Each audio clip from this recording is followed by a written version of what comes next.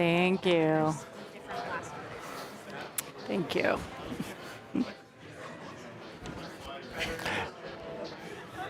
Are the lights, can they go down? Oh, okay. Hi, everyone. I'm Robert Levitt. I'm the acting dean at the Daniels, and welcome to another night with us. I'd like to thank all of you for attending, and especially on this occasion of the George Baird Lecture, which tonight will be given by Beth Whittaker and is entitled Housing Medium Please. But before we proceed, I would like to acknowledge the land on which the University of Toronto operates. For thousands of years, it has been the traditional land of the Huron-Wendat, the Seneca, and the Mississaugas of the Credit. Today, the meeting place is still home to many Indigenous people from across Turtle Island, and we are grateful to have the opportunity to work on this land. As many of you may know, the name of the avenue on which the faculty sits, Spadina, comes from the Anishinaabe and means a place on a hill. This was also an important trail for several First Nations. And as an institution committed to promoting truth and reconciliation, we note this history and we wish to honor these connections as we move forward together. Tonight's event, the annual George Baird Lecture, honors the legacy of Professor Emeritus George Baird, an alumnus of U of T's School of Architecture, a former dean of the faculty, a beloved friend of mine and our school. And I just want to say, I think that we all miss him.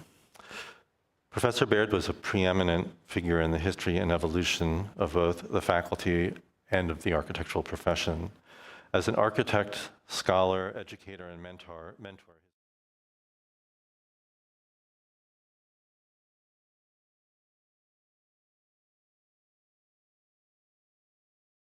and shaped many of the careers of colleagues here and around the world. And just a side note, he also was a teacher of Beth, tonight's speaker, which is a particularly nice coincidence. The George Baird Lecture was established by colleagues, family, and friends to bring scholars and practitioners to our school from around the world to address some of the most pressing architectural challenges of the day and how their work addresses them. I think that George would have found today's lecture by Beth to be an exemplar par excellence of such goals with her remarkable body of housing work. So for that reason, I'm very pleased to be able to introduce Beth Whittaker, the founding principal of Boston-based Merge Architects, a multidisciplinary practice that seeks to develop contemporary craft, transform typologies, and address social ecologies throughout the United States. Her firm operates at multiple scales through commercial, institutional, retail, private residential, multifamily housing, graphic, and furniture design work. The work combines both digital fabrication and the handmade by working through a cross-disciplinary as well as cross-production set of processes. Beth is also an associate professor in the practice of architecture at the Harvard Graduate School of Design, where she has been teaching core architecture since 2009. In this evening's lecture, Elizabeth will focus on how the work of her firm has evolved from small-scale material explorations to transforming housing typologies in Boston, Detroit, and throughout the US. The presentation will explore contemporary interpretations of varying contexts as Merge reimagines the vernacular of each unique site and region at the missing middle scale of housing. The need for more modestly scaled housing, in particular, offers immense opportunity for experimentation and the revitalization of many neighborhoods throughout North America. And Beth will discuss how Merge is translating known residential building typologies in form, function, and material to address the demand for tectonic and social diversity. I'd like to add that the theme, I think, of the missing middle in terms of housing scale is a crucial question facing obviously many cities, but certainly also for Toronto as well. I think that Beth's work can add another design perspective to the many fine efforts here in Toronto that are seeking to find that middle ground between the house and the tower or the very large apartment building. So I hope that her work is a stimulus to a great deal of further thought on this particular challenging question for all of us. So after I keep moving back more to Elizabeth and Beth.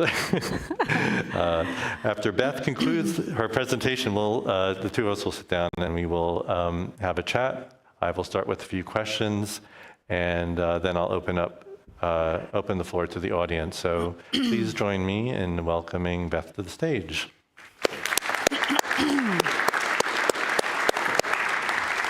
Thank you. Thank you. Thanks, Robert. You can all call me Beth. All right, I'm going to start my watch. I'm really going to try and keep it around 50 minutes. Great to be here. Such an honor to be here for the George Baird lecture. As Robert said, the time that he was teaching at the GSD was when I was a student there in the late 90s. So that is totally cool that I get to come back and do this lecture.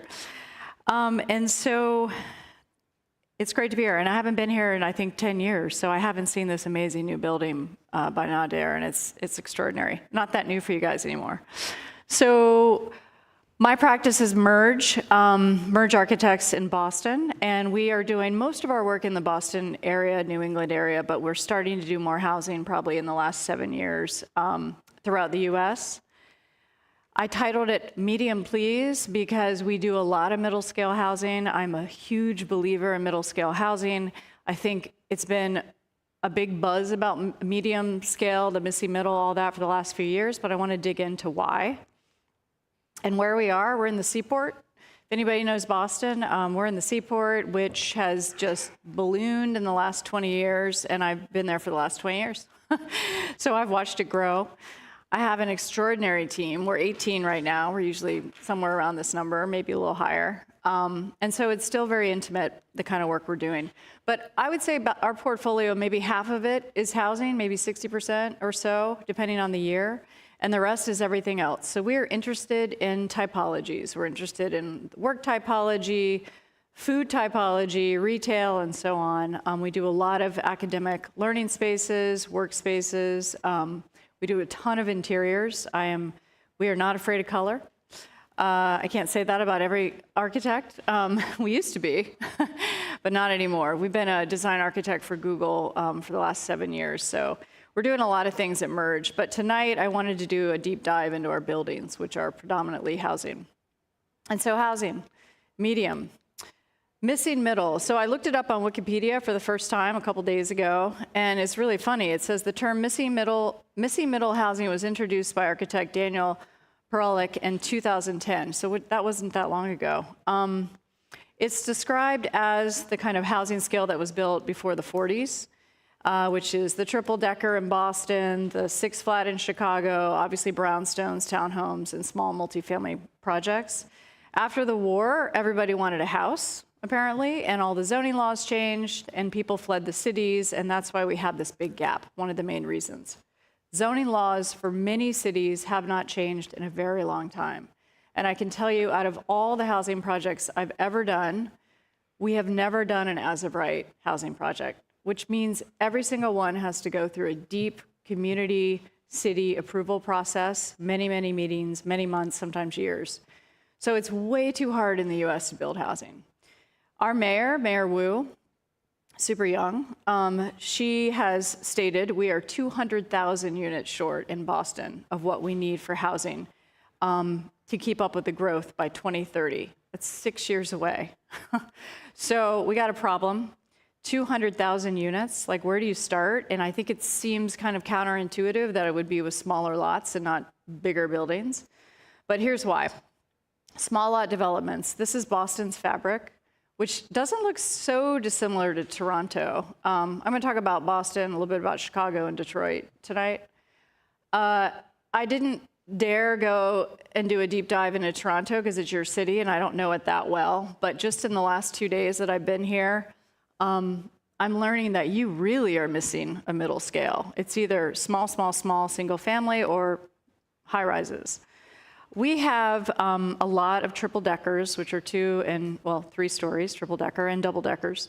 And then we have a lot of these infill sites that are too small for big buildings, just the right size for the missing middle, but they're hard to pencil out because of several reasons, which I'll get into. So that's Boston.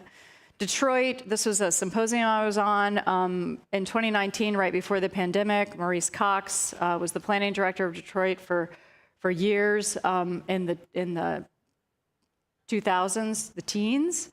He did amazing things for the city, a city that had not built in 30 years because of the white flight that started happening in the 50s. And then in the 60s and the riots, it really cleared out. I think 1 million people moved out of Detroit within a decade. This is what it used to look like in its heyday. This is what it looked like in 2014. So it's an amazing city. It is on the rise. It's changed a lot since this image. It's starting to fill in, and they're trying to fill it in with the missing middle scale. And so I got a cold call, I think in 2016, by Bedrock Development to go out there and interview for a couple of the parcels that they had bought. They bought about 20 parcels in an area called Brush Park City Modern. And it was really extraordinary what they did. They wanted an East Coast architect, West Coast, Midwest, and local. And we were able to get this scope for check the East Coast architect box, and we did, and are still doing. One of them still under construction. They're called carriage homes, which are townhouses in the middle of a block. These are deep blocks, townhouses, but in the middle of the block, so behind the buildings. And then some 2/2s, duplex over duplex, 4-story. I was just telling Robert, I'm glad I'm doing the lecture now and not like 4 weeks ago. So all this stuff just happened in the last 3 weeks. The Missy Middle Infill Housing Design Catalog just came out with a group out of Chicago, Reed Kroloff, Dean at IIT, and the city of Chicago put on a competition this past spring to look at different Missy Middle scales in Chicago. Looks a lot like Boston. And they put out the booklet of all these entries in the past couple of weeks. So this is the forward in that book. That's our proposal. It's a 6-flat. I'm not going to get into that tonight because it's not technically even on the boards yet.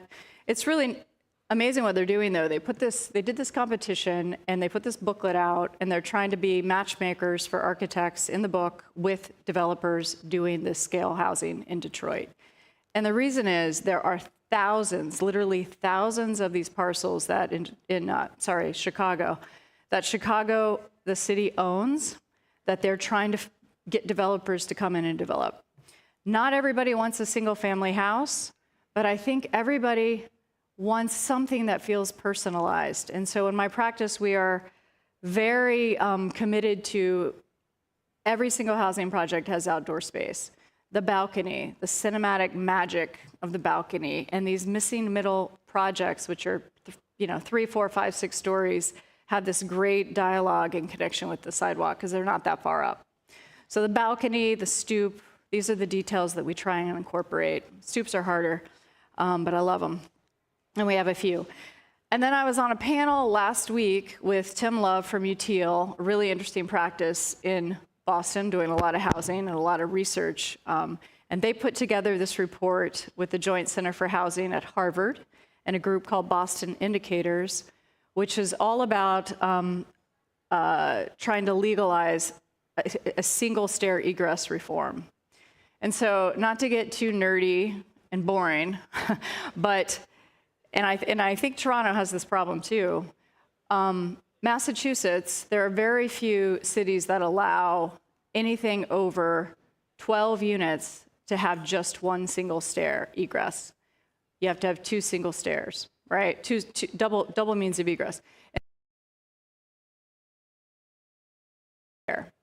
And so kudos to this crew that put this report together to show all the statistics. It's for a fire safety, right? So you have 2 options to get out of the building.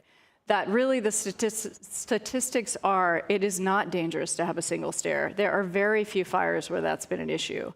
And if we can get this reform and go from right now, you can't go over 3 stories or 12 units, to double that to 6 stories and 24 units, it's a total game changer. So that's what this whole booklet is all about. A really amazing stat, which is terrifying. Only 15% of the units built in the last 20 years were 10 to 50 units in the Boston area, which is the missing middle. But 76% of our parcels in the city are between 3 and 15,000 square feet, which is the size of that scale of housing. So they are laying vacant and dormant and undeveloped. So they're too small for the podium buildings, but large enough to host a meaningful amount of new units, it says, if we were to get this reform. So what we're trying to avoid, I call the big bad banal buildings. We know them. Everybody knows them. They're ubiquitous. I could do 30 slides on these, but I think you get it. And we have so much of this in America and so much of this in Boston. And I think you have a lot of this here too, just driving around for the last day. So the way I'm framing tonight and the work we do in the office is looking at typology, type, unit type, building type, craft, which I'll show you really fast, how we think about craft and our sensibilities around craft at Merge with some early work. I promise I'm going to go fast on that. And then context and how we take all these ideas about typology and transforming typology and tweaks and so on and craft into these different contexts. No two buildings we've done, I think, look alike, which is kind of a weird thing to say in today's architecture, because I think a lot of practices are doing extraordinary work. There is a very strong hand that you can see. I think we have a sensibility that plays out through all the projects, but every project is slightly different or a lot different depending on the context. So this is the kind of work we do. These are a few teaser images of some of the projects I'm going to show you. And then in terms of type, I've been teaching at the GSD since '09, but for the last 6 years, I've been doing just the housing studios. So we do the deep dive, 2-week precedent analysis exercise with our studios into the canon of housing. And, you know, these are the projects that really got me going probably 15 years ago about what can be done with housing. Narcomfen, Whittaker, and obviously Corb's Unité. And just how ingenious the units are and how they get puzzled into these buildings.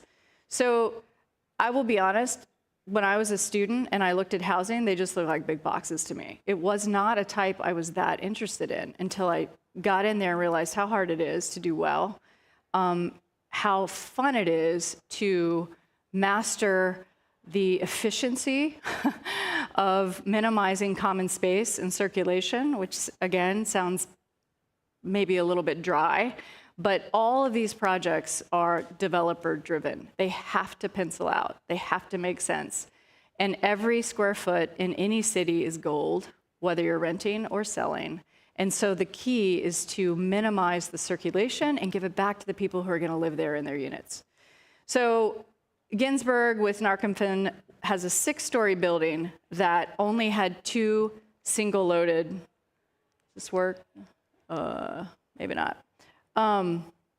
2 single-loaded corridors, which you can see that are not colored, out of that whole building. And these units, you know, share the same corridor to enter up or down into their unit. They stack, they puzzle, and in a 6-story building, there are only 2 corridors. I think it is brilliant.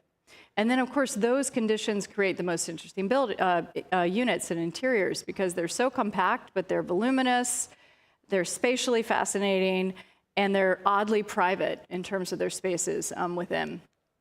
Corb, of course, the Unité, the maisonette, the way he puzzled it, had this shared double-loaded corridor, which then allowed the units to have 2 sides of light and air. And then Whittaker, I don't know if you know this, but what's so, it's an exuberant piece of architecture, right? It's fun, it's colorful. It's basically a bar building with some barnacles, some big ones, and then some small ones. And what that project was trying to do is create more density, but the city wouldn't allow them to do that on the ground plane because of the public space that they were trying to preserve. So they literally hung these units off of the single-loaded corridor building, double wide, single wide, and then hung the balconies off of the building in those hanging units as well. So craft. So I think that with Merge, we're working on a book right now. It's our first 20 years of practice. It's time. And it's actually going to be called, I think, Assembled Here. But assembly is something we're obsessed with in the office, how things go together, the kind of componentry. I would say in the land of minimalism, and we're really, I don't know why, fascinated by seeing the parts and the different materials and using color and wood and so on and so forth to express sometimes the unit layout and the complexity of the project.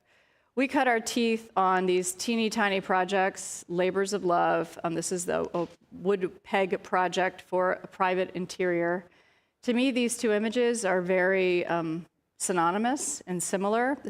We think about this with a wall, we think in this way for a building, and then how these projects helped us understand how to be scrappy, how to think about the elements as stacked, collected tubes, spaces, niches, and how all of these things align, ribs to create a single form, the sum of its parts, joinery, again, stacking and alignments to get to housing. So I think I'd been in practice maybe 5 years before we got our first housing project. This is our second housing project, so this goes way back. And a dream site for an architect, a gritty edge of Boston, East Boston, next to an operating shipyard that has all this cool stuff. These warehouse buildings, there was an artist group doing these amazing sculptures. You can see one on the roof. And then that's our building right there with the yellow windows. So we were flanked by that. And on the other side, triple deckers. So it was in a triple decker neighborhood that abutted this operating shipyard. And there's chain link, remember that?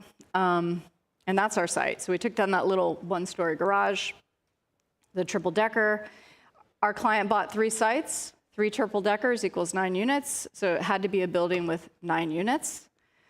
It's a dumb box. These are every housing project I'm showing you, except for maybe one that's on the boards right now, we're trying to get the budget down, has been on such a shoestring budget, beginning with this one.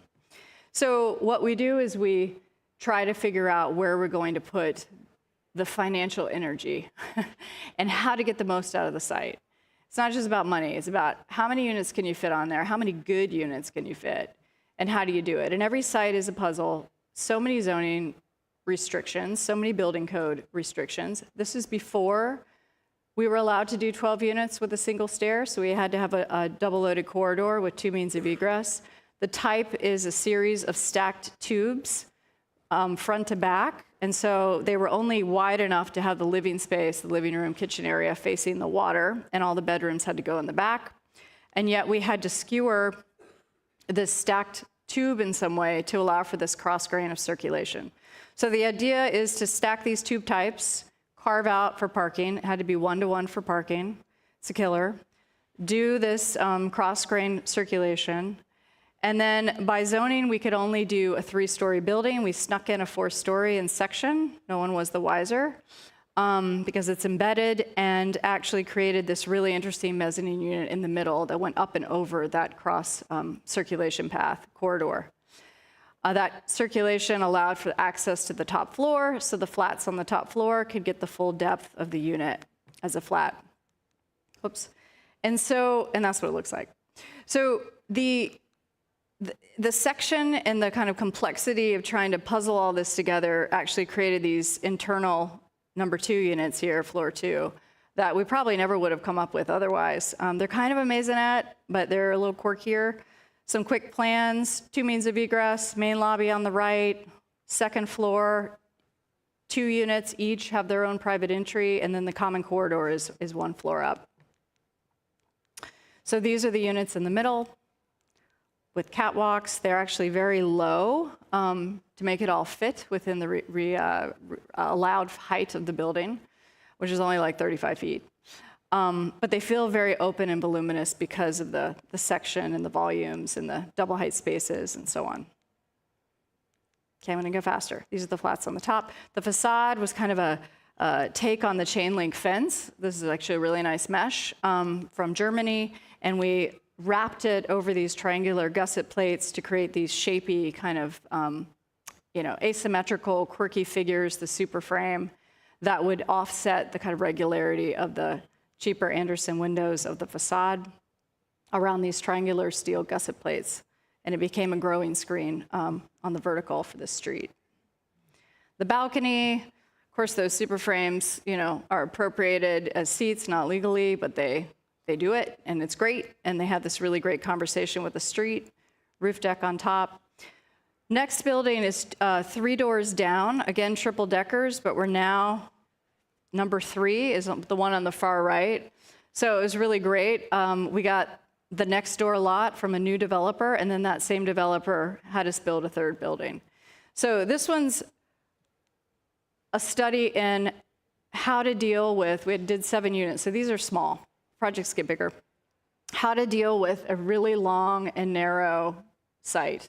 I was at a Beat dinner last night, which Betsy Williamson runs, she's extraordinary. And I was hearing a lot about 15-foot wide sites and 100-foot long. 15 by 100 foot here in Toronto, you guys win. I thought 20, 23 was nuts. 15, like wow. So this was not 15. I can't remember what it was, but it was basically became 2 units wide. We had to get 7 units, and the water's there. The view is the water, right? There it is. And so we did this kind of Frankenstein mashup of 3 different unit types: the duplex, the flat, and the townhouses. Duplexes are the best units. They have the water view. Okay, they cost more. Flats were 1 bedrooms, people looking for a lower price to live in the neighborhood. But they're landlocked, and I'll show you how we dealt with that. And then the back, luckily, we actually had a deep required setback on the site, and so the backyard became the front yard for the townhouses. So, and they had townhouses. They were 3 stories high, and they had access to the backyard. I don't know if anybody saw this movie last year, Poor Things, with Emma Stone. It was nuts, this steampunk film. I don't know if anybody saw it in Canada. Anyway, it was about this crazy doctor experimenter who would put different pieces of animals and people together. And that's how we think of this building. It's sort of stitching the duplex with the flat, with the townhouse. And so this section shows a single means of egress that accesses the duplexes on the left and the flats on the right. And then separate, independent from that, are the 3 townhouses on the back that touch the grade, and then the parking happens beneath. This all was in an AE FEMA flood zone, so we couldn't have any living space below the red line. So there were a lot of gymnastics, which we love. So just quickly, a plan of that small, efficient lobby for the single stair egress, the parking, the townhouses in the back, the plan of the duplexes on the left side, the flat. And then you can see, right, it's not doing, where the building scallops, those middle units have a window and a balcony that gets a sliver of a view out to the water, which I have a photo of in a minute. And roof decks. And so here's the project. So done on the cheap, corrugated metal. Again, we're starting with our other 2 projects to create a new context in a way. And this is like in between the warehouse building and the triple decker. And then the site has these kind of quirky angles that we stacked and did this kissing corner of these 2 duplexes. You know, when students do that and you say that's not how it would be built, it would always slip by. That's just, you're gluing it together. We actually did it instead of 2 flats stacked, which means you would be redundant with the floor joists and the ceiling joists. That's how it would be built to pull off this detail. Instead, we did side-by-side duplexes with a wall in between and allowed for 1 duplex to be a little bit taller with the framing than the one adjacent, and it worked out great. So a detail of that balcony and the window condition that looks out to the gap between the existing triple decker on the left. You see a little gutter up there on the left. That's the existing fabric of the city at that corner, and then our building framing the view. Okay. This is one of the top floors of the duplex looking out to the water. And really simple things, like we bring wood into most of our facades to warm it. We have to deal a lot with very traditional feedback and responses and neighbors in these communities that don't want anything even remotely contemporary. So we're always trying to figure out ways that we can talk about materiality that resonates with them within the, their block structure and their vernacular, and bring it into the project. All right, so I'm going to jump around because I do want to show you a breadth of the kind of middle scale work we're doing, and not just different buildings, but also very different contexts. This is a project called Cable Mills, project we called Modern Mill, at a site called Cable Mills in Williamstown, Massachusetts, which is in the Berkshires. It's in a mountainous area. It's absolutely gorgeous. Williams College is there, and this is what it looks like. So not urban, pretty rural, actually, except for this little town of Williamstown. And the vernacular, of course, is the barn, the board and batten, and then these old mill buildings. These were buildings, or still are, buildings on our site we built adjacent to these that were converted into lofts that we didn't do, somebody else did. Amazing, extraordinary, solid bones, architecture, scale, historical, beloved, and so, how do you butt up against that with contemporary work? So we were really looking at the rhythm of the windows. They're huge in person. They're actually quite large, these big, tall, majestic, elegant rectangular windows. And then the texture and the articulation on the left building there of the columns between the windows. And so here's our building in orange. Those buildings I just showed you are the gray, big L-shaped buildings, bottom of the plan. And so this wasn't a huge building, but it had to nestle between that and then what I'm about to show you are those little buildings along the edge of the river, which are duplexes. So there's 7 of them, so 14 units, so we did both.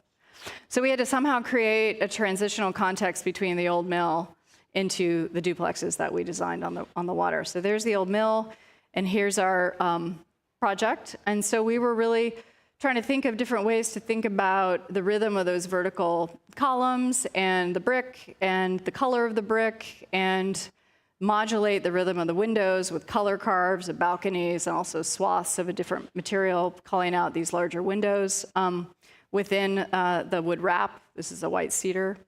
And then the detail of these battens that kind of scales up and spreads out along the perimeter of this building. And then sometimes it's a balcony, it widens to become a balcony, and sometimes it's a downspout, which is what those metal verticals are, a custom downspout.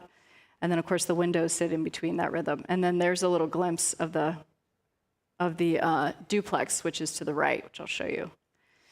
And so, trying to, again, figure out the context between these two building types, which is quite different, the old mill and the duplexes.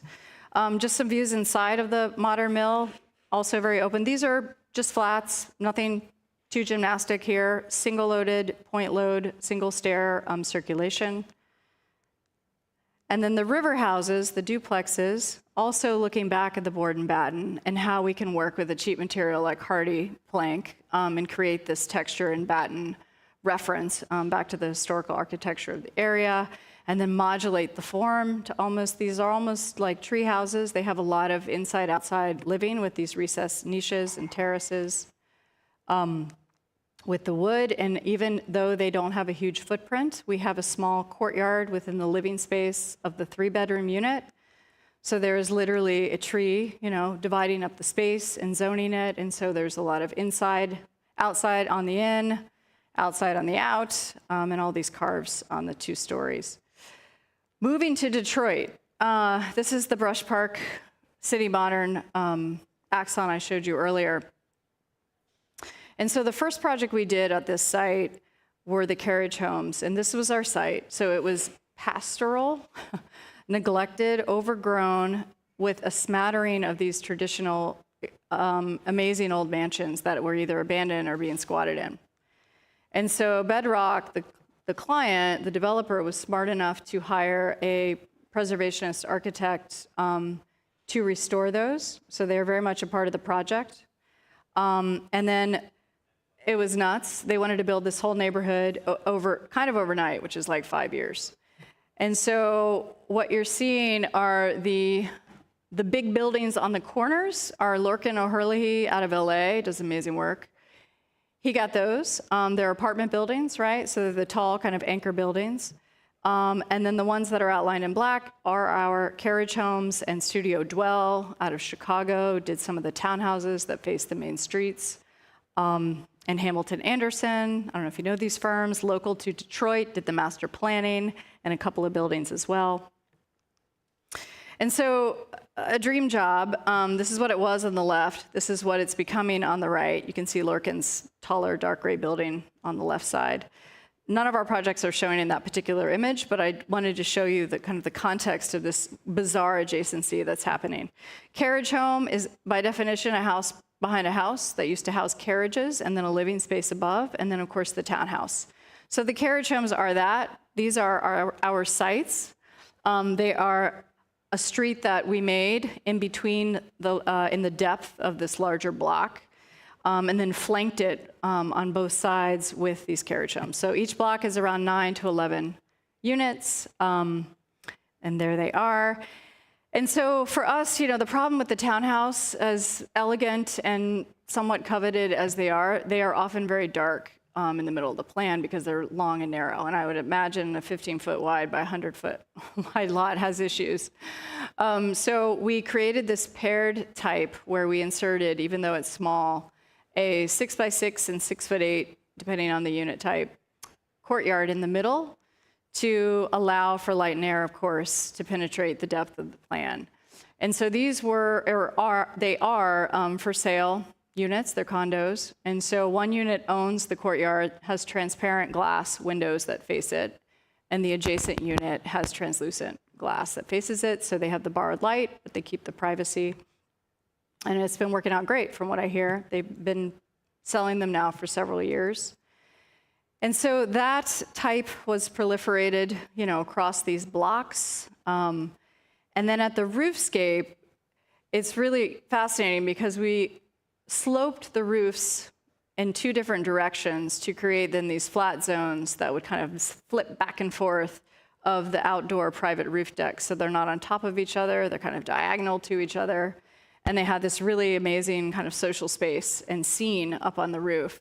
We always talk about the fifth facade, the roof in architecture, and who really sees it? Well, these were situated in the middle of the block where Lorcan's buildings, the big apartment buildings on the corners, would actually look down onto this project. So there was a reason, and it's worked out really well. It's a very dense series of blocks that have this really amazing kind of cross-dialogue between the projects. So a view looking back to the city. It's very close to downtown. And so, well, I'll go back one. We were up against these buildings, right? And so when we met with the historical committee, they love their clover patterns, which are everywhere. The pediments, the railing, the balustrade. So we incorporated that in a teeny tiny version into these custom-made perf screens, and they loved it, even though you have to get right up on it to see it. And tried to bring in some of the brick of the neighborhood. And then this inner alleyway, which is the front door, a little bit of a stoop, and the garage doors. When it's summer, and this was taken just after the pandemic, so there are not as many people out, these garage doors open, and it becomes this very social space, the alleyway, which is here. Oh, we're going the right way? Yep.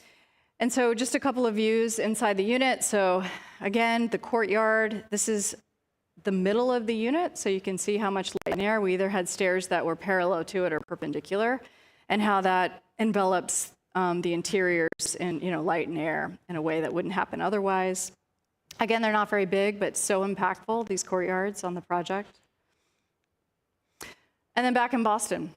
So this is a project on the other side of East Boston. So if you thought the shipyard was gritty, this side's even grittier. And it is an area that doesn't have the killer view of Boston, which the first projects did. It is facing a very industrial edge of the city, but it's on the water, but it's an undeveloped edge of the water. And it also has a lot of triple deckers and double deckers, as well as some small industrial buildings. So a lot of smaller warehouse buildings are kind of littered throughout this section of of East Boston on Condor Street called Eagle Hill, if you know it, and then a lot of this. And so we had to negotiate between those two scales, which is the taller building, it was a corner site. It's where that white building is, which we took down. That's our site. So we were trying to match the scale of the buildings up the hill, as well as the double-decker, triple-deckers on the other side of the building, on the flat. Again, very efficient. But the thing about the triple-deckers, and we would talk for hours in meetings with the neighbors about the bay window. The bay window, the hex bay window, is everything to this neighborhood.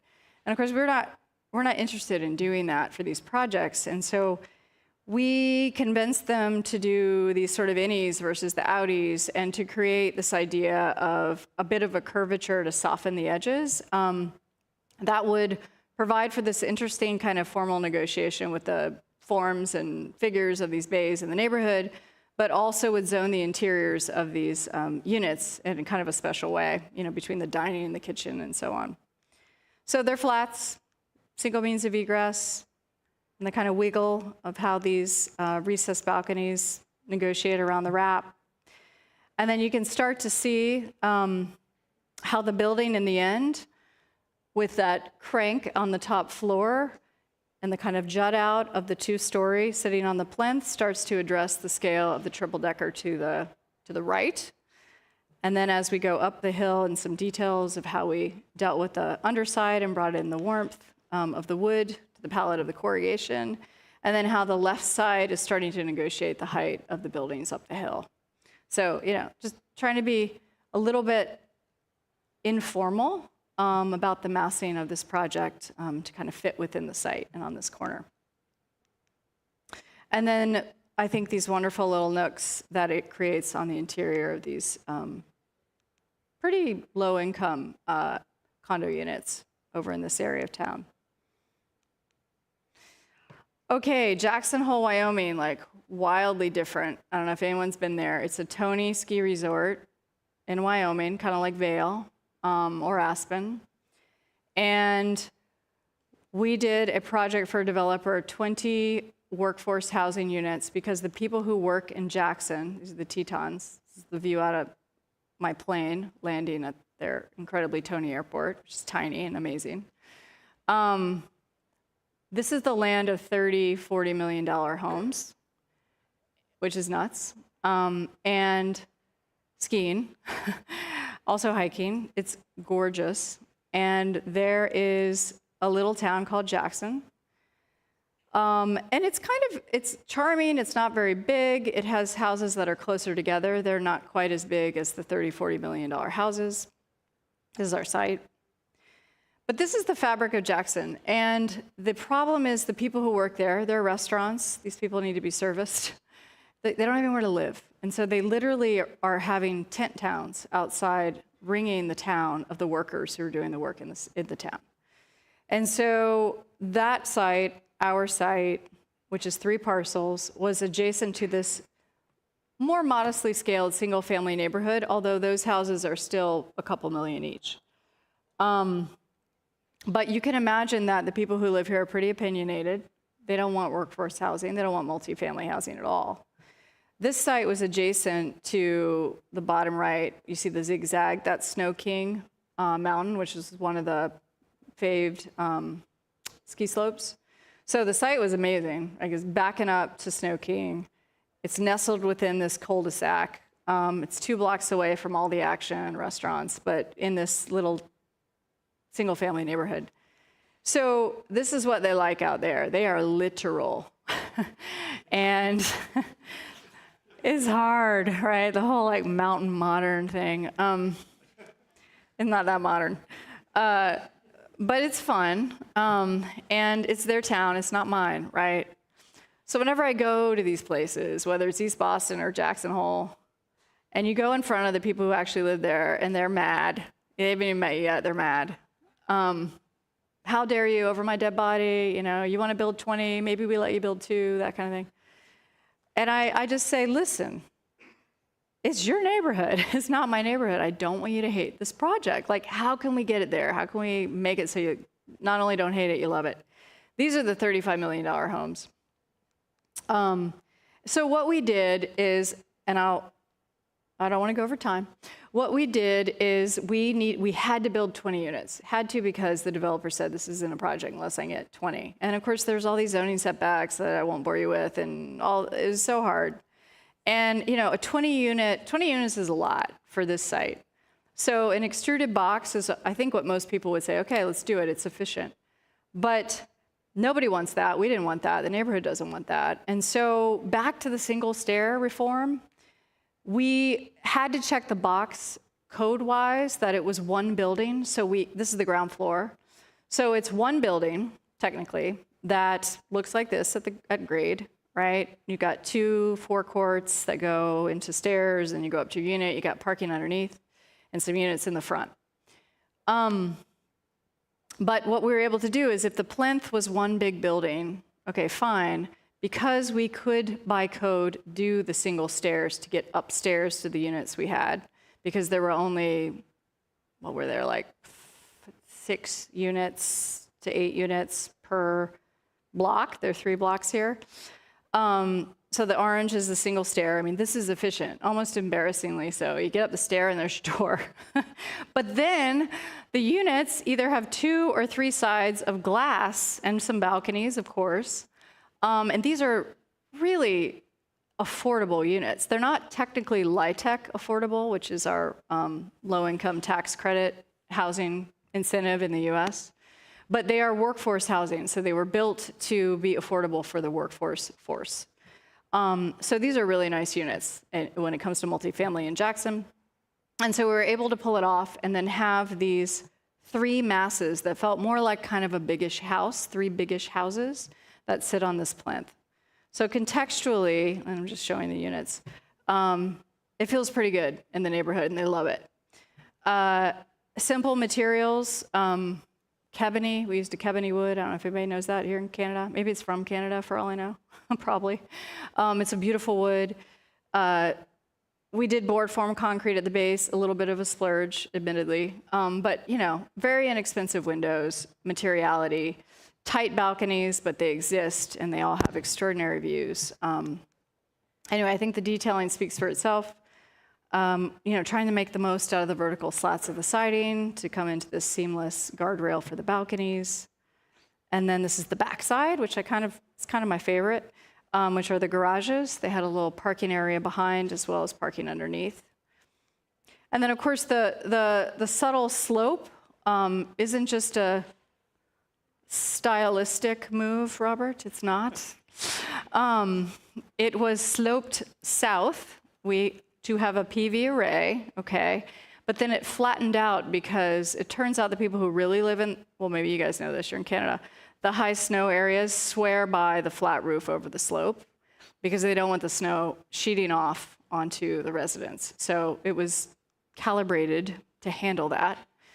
And so that's, and the shape of the roof kind of mimics the hillside, of course.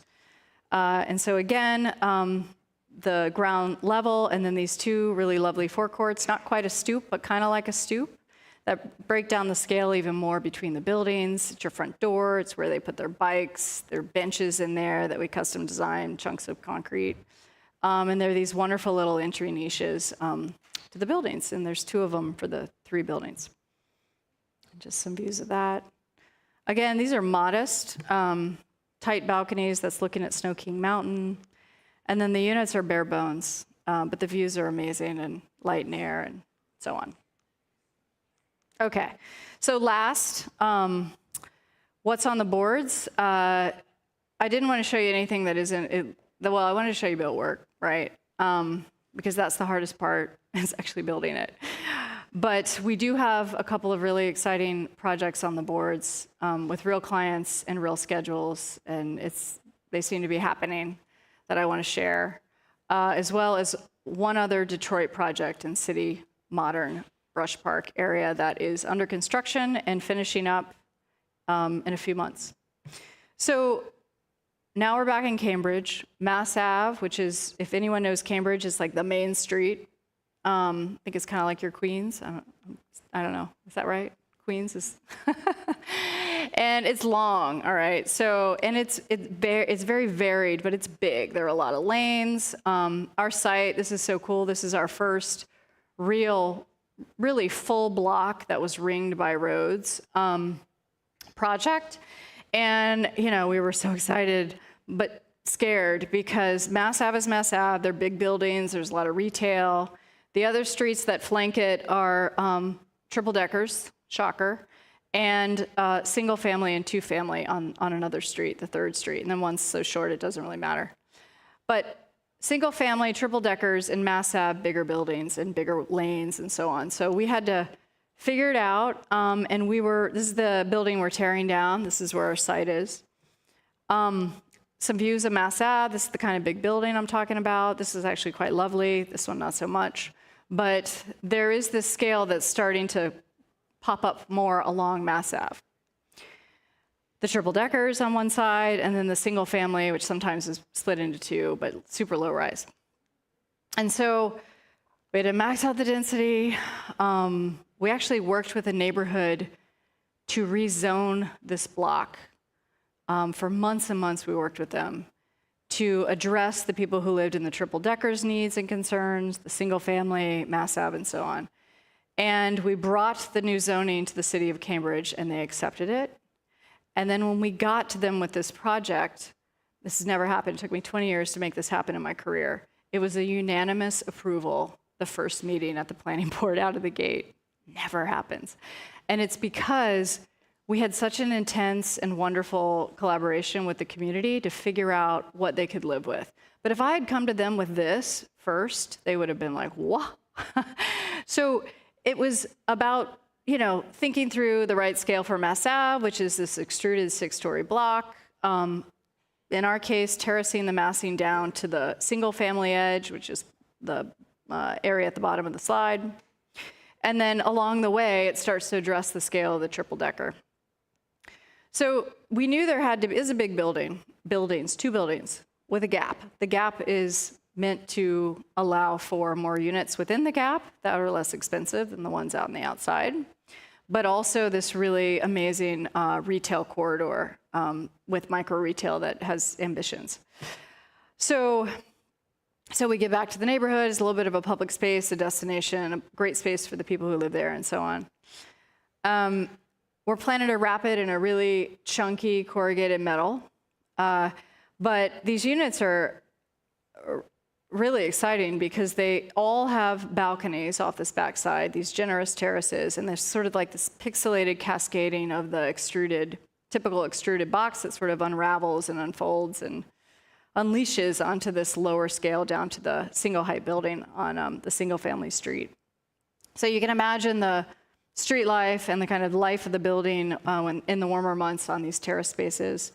This is a view looking through that retail gap and the building on Mass Ave, which is the kind of buttoned up 6-story extrusion. And they all kind of riff off of each other in terms of scale of balcony and gaps and carves. And this is the side of the street that's addressing the triple decker. The lowest building closest to the sidewalk is the height of the triple deckers. So that was all part of the rezoning. We had lots of diagrams with dimensions that we had to stay within, that we worked through with the neighborhood. And so it's a bit of a stack, but I think it's kind of a fascinating play on how to deal with a big chunky block, but also sort of a same building that addresses each side in a slightly different way to finally scale down to the single family. Again, the axons, and then just, everything in orange is the micro retail, so the retail will line Mass Ave, as it does on Mass Ave now, and then the retail will line that retail pedestrian corridor gap and canyon between the two buildings. Everything in blue is the units. They terrace back. It's a series of flats and duplexes in there. So we actually do have stoops and private entries on that single family street side where the building cascades down. Section through the retail corridor, we're sort of corbelling these units so that the balconies stagger out over and become part of that space. I'm showing this image again, it's my favorite. And then just two more quick projects and I'm almost on time. Brush Park It's called D2 because we have a D3 that I'm not going to show you tonight. It's in the works. But they call them duplex with the 2 T's. In Detroit, we call them, they're duplexes, and they're 2/2s. This was the front, and this is the building that we're building right now. So it's 24 units. It's right in front of our carriage houses on the main street. I've already said enough about the site. It's bizarre. It's fascinating. It's very much an expo of architects. So context is, up for grabs, depending on what you're responding to and how quickly these buildings could get built. So it was the historical mansions. We now have our carriage homes. They're Lorcan O'Hurley's wonderful corner apartment buildings. And so there's brick, there's metal, there's color, there's neutrality, there's wood. But we were right across from some pretty beloved old brick mansions. And so this is our first all brick building. And so we were trying to figure out how to modulate the massing. And it's a big extrusion of sort, I will admit. But of course we wanted balconies, and we were trying to think of ways we could deal with a contemporary, texture brick pattern, which we all seem to be fascinated with these days. But to bring out its 2/2-ness in a way with the kind of pattern of these textures on the facade. It's a double-loaded corridor of duplexes and a few flats on each side. Pretty simple. 2/2 in the front, 2/2 in the back. And you can see the duplexes, a few flats in the middle, and then the whole thing is stacked, the duplexes on the top 2 floors. And then the patterning of the brick. And so again, we were trying to be kind of playful with these textures and really thinking about the 2/2 and breaking down the scale of the 2/2. And it's happening. So this was taken last week. And we actually have somebody in the office, Chris Johnson. He's amazing. And he used to be with our office in Boston for years. He's from Detroit, and he moved back to Detroit during the pandemic. And so he's been our boots on the ground every week on these projects. So I wanted to give him a shout out. We're pretty excited about this project. It's wrapping up in about 2 months. And then last but not least, just this Monday night, we got another full approval from the planning board in Lexington, Mass., which is a really beautiful single-family, pretty swanky suburb of Boston. And the irony is, in that pretty affluent area, is going to be our first 100% affordable project. So 100% affordable projects in the U.S. are tough. You have to go through a whole LIHTC process. The irony of all ironies, I say, is that we have been building less per square foot, on our market rate housing for 20 years than it costs to build an affordable project because of all the hoops you have to jump through with all the incentives and the tax credits in the US.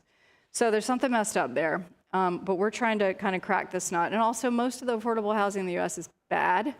There are some extraordinary architects doing great affordable housing, LA, many, a few in every city. But in general, the typology has been underserved, lack of experimentation. And we got our first affordable housing RFP about 6 weeks ago.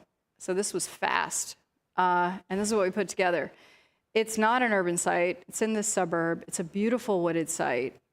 But there are a lot of neighbors, all these single-family houses, owners that do not want this there for all the obvious reasons. It's big. It's off of a main road, but it's nestled down into this woodland area.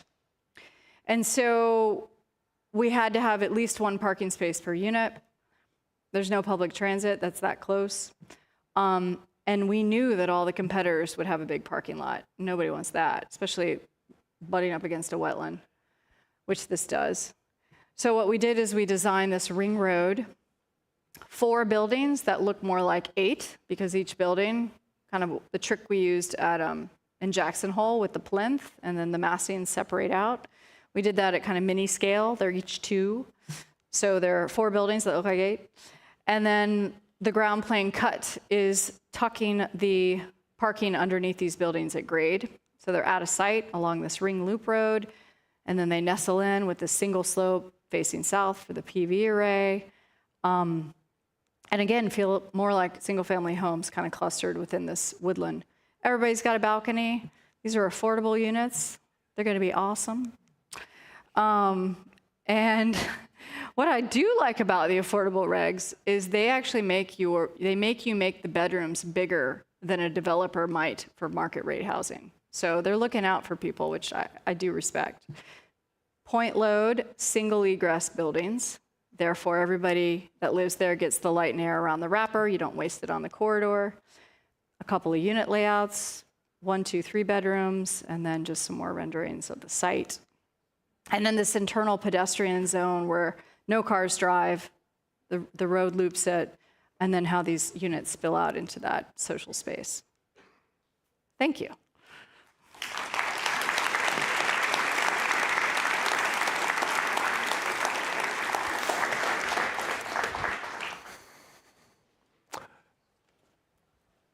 Thanks, Beth. Boy, you got through a lot. 54 minutes. That was great. Yeah.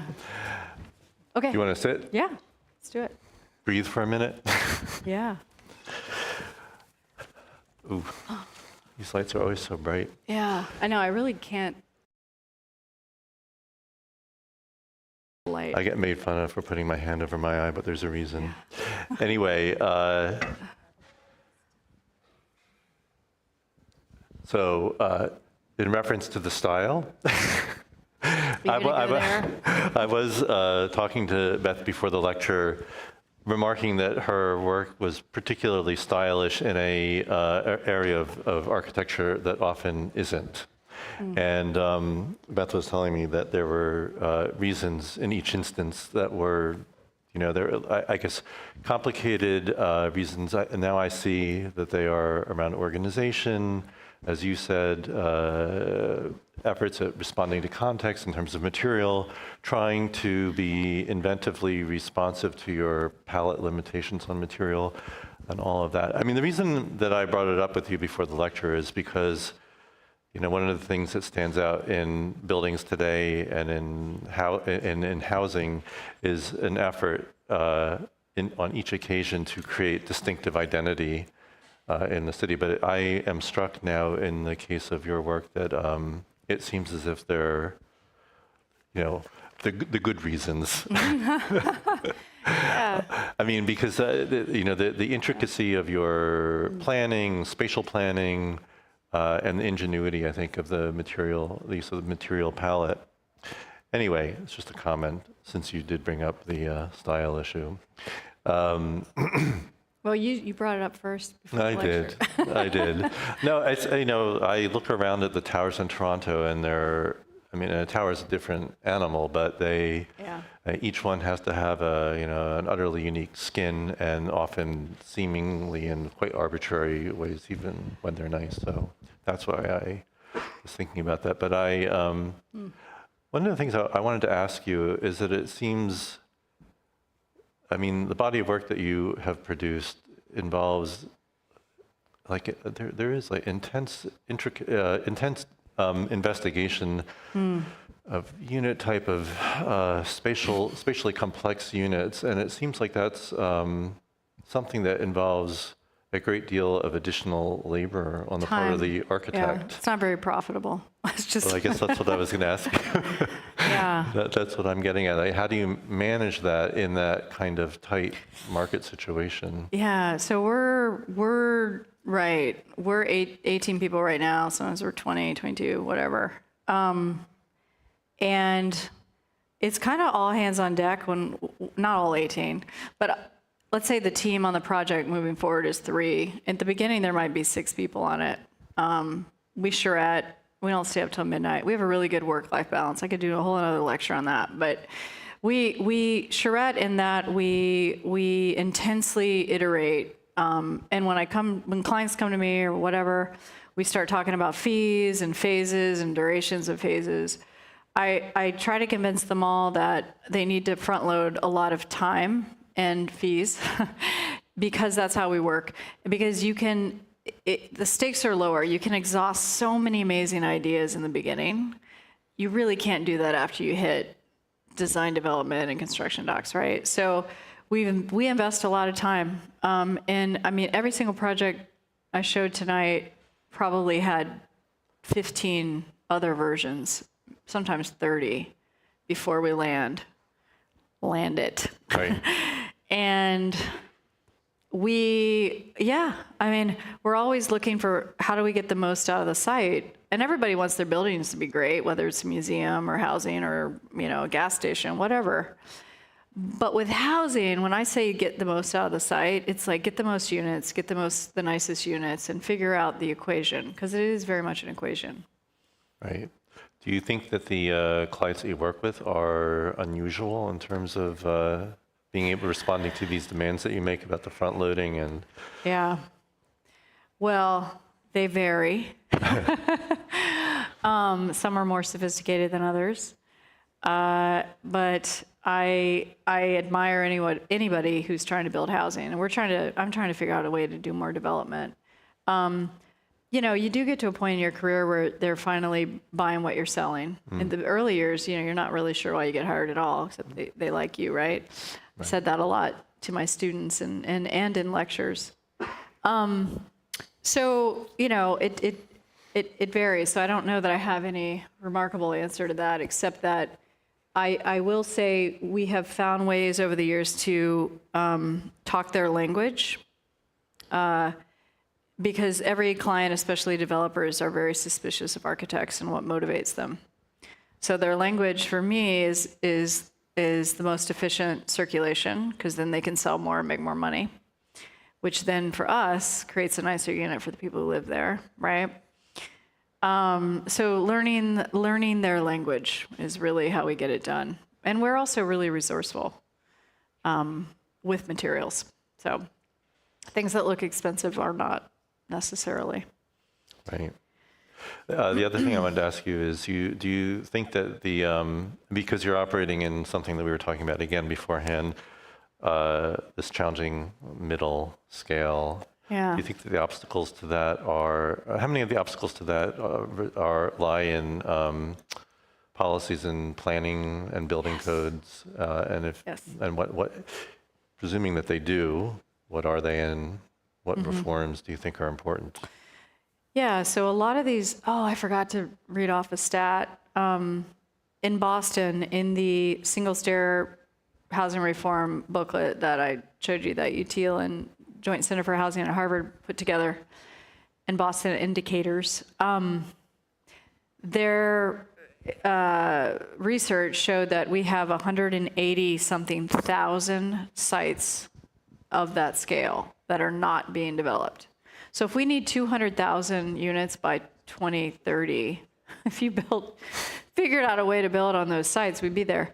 So it's about maximizing with the single stair versus the double stair, code changing to allow that, and allowing us to go to 6 stories instead of 3. I mean, these all sound kind of... As walk-up, you mean? No, oh. They would have an elevator at that height, yeah. So that's the problem. Like, these small scale sites aren't viable enough for big developers, for one, so nobody's touching them.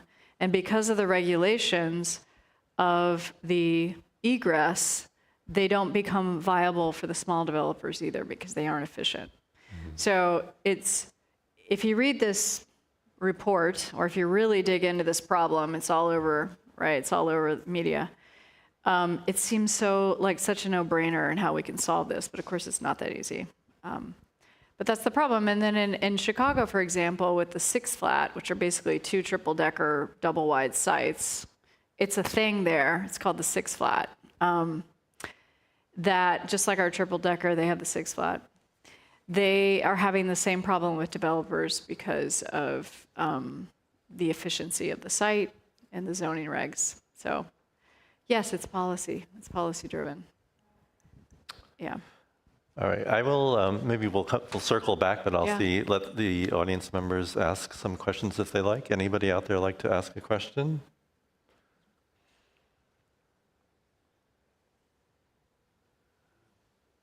Yeah. No?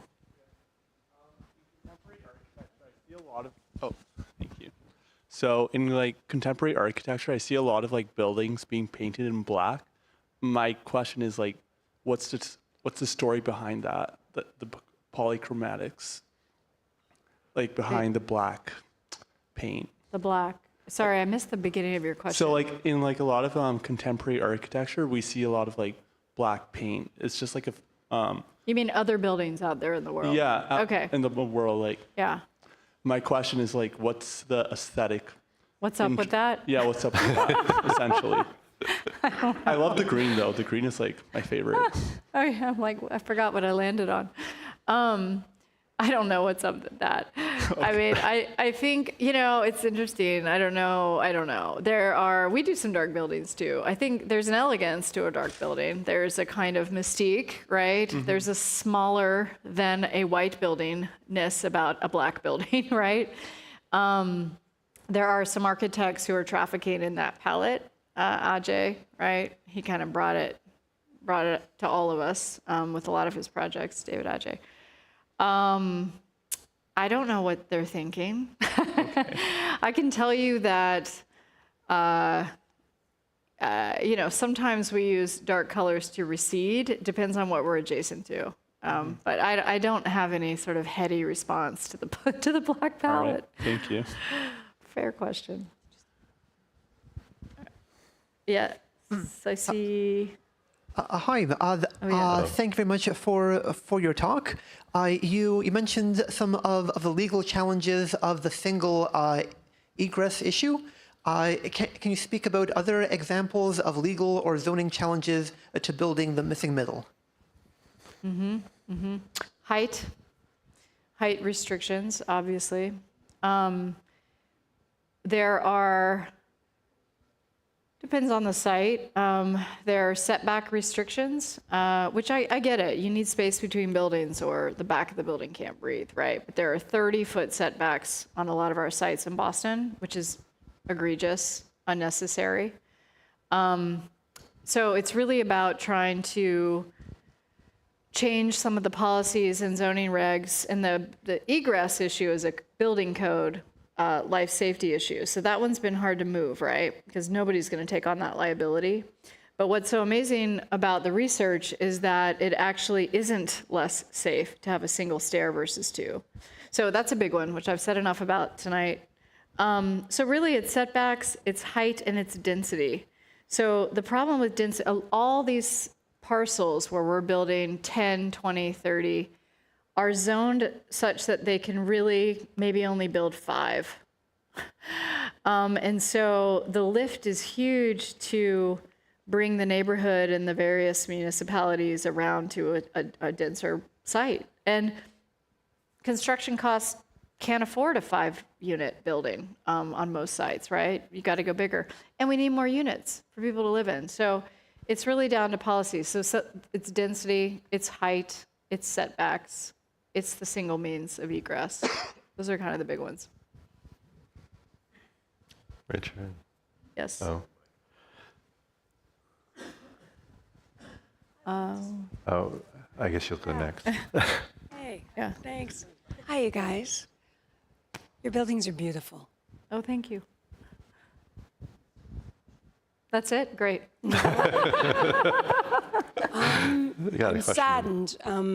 Last week we had a very interesting talk about the need to start to build more for our aging community.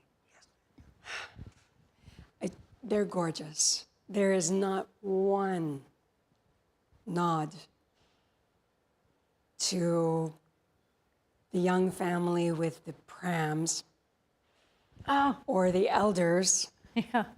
or the disabled. Yeah. And they're beautiful, and it saddens me. Fair enough. So some of our buildings do have elevators, and we do have to build them accessibly, and we want to. And so that is a good thing that's built into the codes and the regs. That's great. The last project I showed, the 100% affordable, is I didn't say enough about that. Sounds like I didn't say anything about that, which is of course they're 1 bedrooms, they're 2 bedrooms, and we have a ton of 3 bedrooms for families. And we've strategized those to mainly be on the ground floor so that their kids can just run outside in that middle zone, right? The one in between the buildings, the road on the outside. In fact, that was a lot of our design of that particular project. Like, we're trying. But sometimes, a lot of them, you're right, a lot of them are smaller units in the city.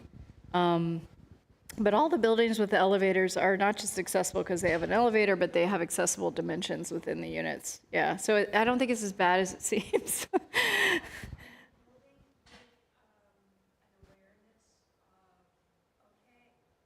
So they're little units, but maybe we need to have a 36-inch door. We need to have handles instead of doorknobs. We need Yes. to look at the things that would make it easier. We're all about the levers. We often talk about wider doors for the reality of moving in and out. And so my dad was in a wheelchair for 7 years. I just moved my mom into a home a year and a half ago. Like, I get it. I would love to do a senior living facility. It's kind of a dream job. And I would agree with you that some of these projects should be more accessible than they are. There's just so many factors that play into some of these projects, but a lot of them are very accessible. So I hear you. I hear you. Yes.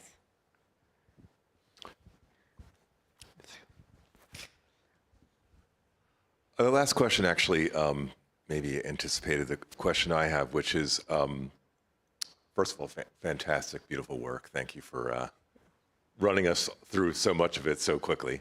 But these are all what we call spec projects, right? They're developers that are building these things to either sell them as condos or rent them, right? I don't know what the Yes. mix is. And that presents certain limitations in terms of the kinds of units you can be, the degree of experimentation in the creation of the unit itself.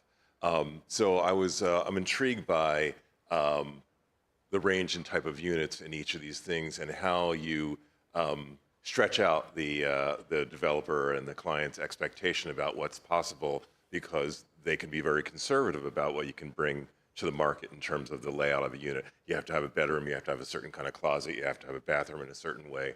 Yeah. So how have you been working through that challenge? Yeah, a little bit of a track record of pushing developers to do cooler units or whatever it might be. And the track record is whatever. The first project we did ever, which I didn't show tonight, we convinced a developer to do, and this is a small project, 6 units instead of 9. He's like, what? Why would I ever do 6 units instead of 9? And because instead of doing 9 flats, we did maisonettes. And we did this very efficient stair and the whole thing, right? And they're really great internally. Like, they're great apartments to live in, so much better than a flat. They're condos. And at the end, he said he wished he'd had 100 more because there wasn't anything like it on the market, and they sold immediately. And the buyers, this is in Quincy, which is a kind of a working class city outside of Boston, like 30-minute drive. There were people moving from Beacon Hill. I think the curator of the MFA Modern Collection moved out to live in this building. Like, cool people were moving out to live in this cool building, right? And so there was a story there. And we started bringing that story to other developers when they would say, why would I do this instead of that? And so, they just want to sell the units, but it's also about bringing a really fresh demographic to an area that's going to kind of elevate the conversation that's happening there. And so that's how we've done it. We've been designing, like the stacked tube units, which seemed a little wacko to our client at the time of the first project I showed, but then invented that mezzanine unit in the middle because of the egress, and those, of course, sold first, right? So they've got to be good, and I don't know. I think it's experience and confidence that you somehow have to convince them you can do it, and they're gonna sell better. Better, cooler unit. Better, cooler beats unit. the rest. Yeah. Yeah, for sure. Except that then you still have to get over that market comp at the beginning. Oh, and most of these buildings have beat the comps. They've been able to sell them and set new comps for the neighborhood. That's the other track record. Like that's convincing. Yeah. Yeah. So yeah. I had another thought, just because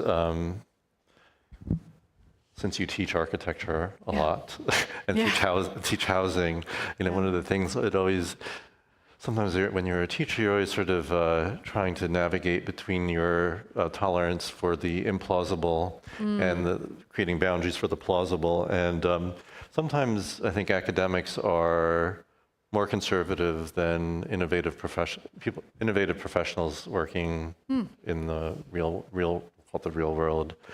But anyway, it's just an observation. I don't know. Yeah. Can't tell how many students are here tonight, but I think there are many. And it's just, I think that the work that you're doing shows the ways in which the kind of what seems like speculative and sometimes implausible work within schools actually can lead to successful innovations in actual practice. Absolutely. I would say housing, more than any other studio I've ever taught as a type, allows me to have those conversations and try to teach my students to beat housing and developers at their own game, right?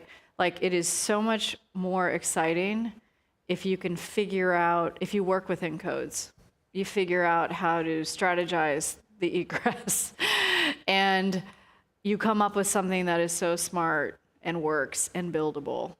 It can still be incredibly radical. So I find that in housing, teaching housing, more than I found that when I was teaching a fitness center or, a hotel tower or whatever it might be. They have different rules and, but with housing, that's how the plausible becomes sexy. Right. I think. There's somebody. I found your Lowell project. Oh, Lexington on Lowell Street. Yeah, Yes, the last one. really extraordinary in terms of human sustainability with the integration of nature, the pedestrian walkway. What a healthy environment. We also saw it in the Green Building. You did as much as you could with that space constraint. But it struck me in the Boston projects, with all of the code compliance, nobody has a code for human sustainability. Well, I think light and air is a big one, which is why we try to put balconies on every unit. Sounds obvious, but they're not, and there are a lot of balconies on housing projects throughout the US, of course, but there are a lot without it. And so, what can I say? Some units are bigger than others, smaller than others, right? So there's a humane dimension that we try to hold on to, at least, right? And then there's light and air, and then there's the courtyards inside of the carriage homes, right?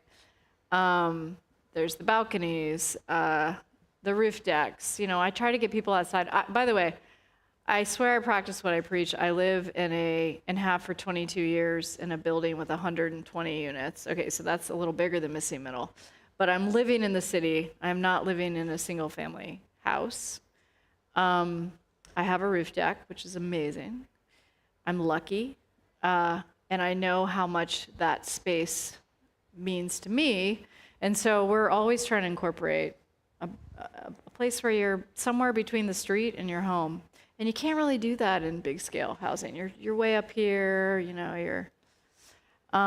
so. We have balconies on everything in Toronto. Most of them are useless, except for storage, but See, on towers, 50-story towers. that's criminal, but I get it. I see that a lot too.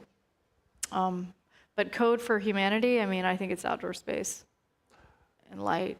I wanted to say something else about, because some of the work, and particularly the green apartments on Mass Avenue, they have, there's a certain kind of currency in that pixelated pattern. But one of the things that struck me as quite interesting was the story you told about the I guess the back and forth with the community, because as you said, if you had started with that and showed them that, hive, they would have been shocked. They would have been shocked and mad. Hate it. Mad. A lot of people who are mad. Yeah. The Jackson Hole folks were mad to begin with. But anyway, I mean, it's just interesting how you Housing's hard. Arrive at a form which, if it were explained the wrong way and at the wrong pace, would have resulted in a lot of hostility. But with the right story and sequence, actually, people are brought in and see it as actually quite accommodating to their concerns. Absolutely. I would say housing, more than any other type, is so political. And when we think of political, we think of deception. I think of it, the politics of housing is to make sure people are heard and to actually respond with changes in your project and concessions. But you have to figure out where, you have to draw the line. So, yes, and it's actually an amazing experience back to humanity when you're actually working with the people who are going to live there or live next door to it, and trying to help them get what they want. It's that simple. I mean, it's a hard process, but it's a simple concept. Yes. Is there more questions or? There's one more. Hi, over here. Okay. I guess kind of on that note, I was particularly intrigued by your project in Wyoming. I can't remember the exact town name. Jackson. But yes, thank you. Because you mentioned that when you were designing that project, you had to balance the contemporary impulses of your work with the desires of the residents, people moving into that housing and what they were familiar with. I was wondering if you could tell us a little bit more about how you conduct those conversations, specifically in a way that ensures that the concerns of the residents are adequately balanced with, all the other boxes that you have to check. Yeah. Well, that project, I would meet neighbors out on the street in that cul-de-sac and try and do informal meetings with them. They also had this sweet little town hall where all the hearings would happen. I had to go through so many hearings. It's a very small town, but you can imagine the stakes are high there to get it right. And I have been in multiple projects that I showed you tonight in neighbors' kitchens to sit where they sit in the morning and have their coffee and see what they're going to see when my building gets built or what they're no longer going to see because my building's getting built or our building's getting built. So, it is a kind of case by case, person by person. And then there's, of course, the process of the town hall and the neighborhood meetings. So, I mean, in terms of method, it's conversation. Like, there's no magic about it other than just conversation. And we can't please everybody. And there are folks in housing that are so anti-development, and they show up at every single meeting for every single project in their town for years. And they start losing credibility because they're always trying to kill a project. So you have to kind of read the room and try, do your best. I don't know. Okay, I think unless I don't see any more hands, so I think we will call it an evening. And before I just thank Beth, I just want to let everybody know that we have, before you go, we have some upcoming lectures I just want to let you know about. The next one is on Monday at 6:30 on November 4th. Here is the artist Pio Abad, a finalist for the 2024 Turner Prize, who will deliver a lecture on his work and process as part of the Master of Visual Studies Pro-Seminar series of artist talks. And then on Thursday, November 7th at 6:30 p.m. again here, the academics Holly Jean Buck and David Keith will deliver the keynote lectures of a 2-day symposium being held here on the November 7th and 8th. Both the lecture and the symposium are called Shaping Atmospheres. And the symposium is accompanied by an exhibition which is in our downstairs architecture and design gallery. co-organized by Professor Charles Stankiewicz and and Ala Rushan from OCAD University. The exhibition is fantastic, and I recommend those of you who haven't seen it to make a visit downstairs. So, but anyway, thank you so much, Beth. Thanks, it was Robert. great Thank you to see the all work for and coming. hear from you. Thank you. Thanks so much.